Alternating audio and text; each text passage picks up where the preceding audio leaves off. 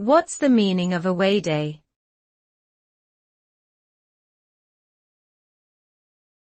Away day.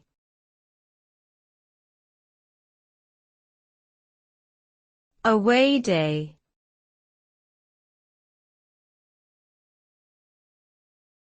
Away day.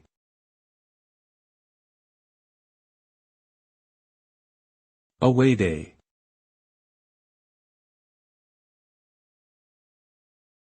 The term away day refers to a day-long event or trip that is organized by a business or organization and is intended for the purpose of team building, training, or strategy development.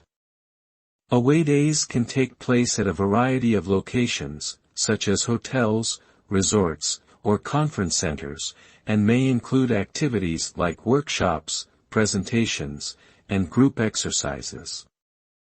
The hoped-for result of an away day is to foster better communication and collaboration among team members, enhance staff morale, and generate fresh ideas and insights that can be applied to the organization's goals.